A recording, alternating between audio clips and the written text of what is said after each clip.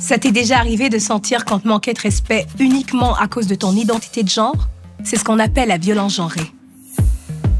C'est un type de violence qui est faite contre une personne en raison de son sexe, de son genre ou de son orientation sexuelle. Ça peut inclure la violence physique, sexuelle ou psychologique et même des comportements de contrôle ou d'intimidation en personne ou en ligne.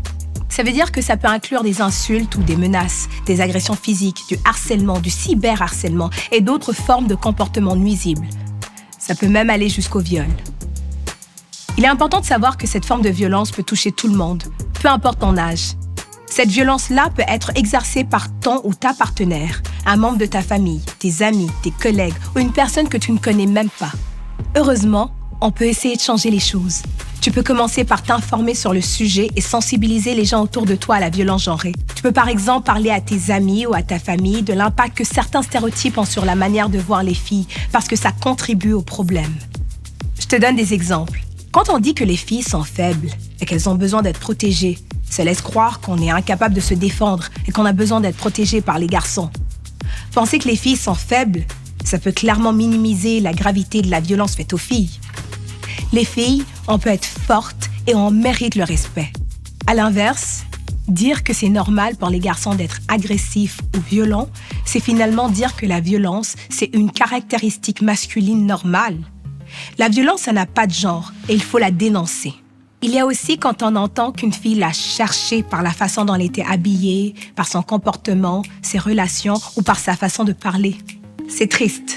Mais oui, on entend encore ça aujourd'hui. On va se le dire et se le redire. Les victimes ne sont pas responsables de la violence qu'elles subissent. Point final. Ce sont ces petits exemples-là qui peuvent avoir l'air de rien, mais qui renforcent les stéréotypes de genre et minimisent la gravité de la violence que les filles et les femmes subissent encore trop souvent. C'est pour ça qu'il faut en parler. Sois pas gêné. Parle-en autour de toi. On peut changer les choses ensemble.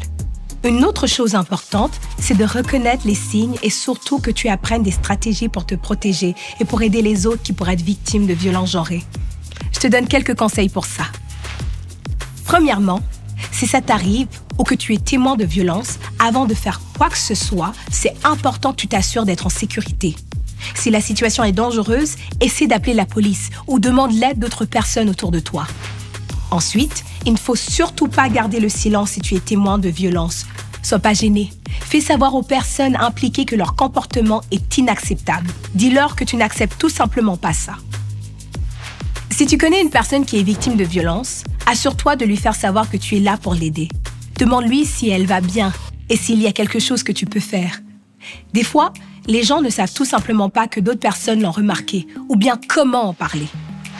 Aussi, c'est super important de signaler la situation aux autorités compétentes si tu es témoin de violence ou si tu soupçonnes qu'une personne de ton entourage en est victime. Tu peux appeler la police ou même communiquer avec une organisation de lutte contre la violence dans ta région. Finalement, n'oublie pas que traiter les autres avec respect et de façon égalitaire peut mettre fin à toutes les formes de violence. Ensemble, avec ta famille, avec tes amis, on peut inspirer le changement.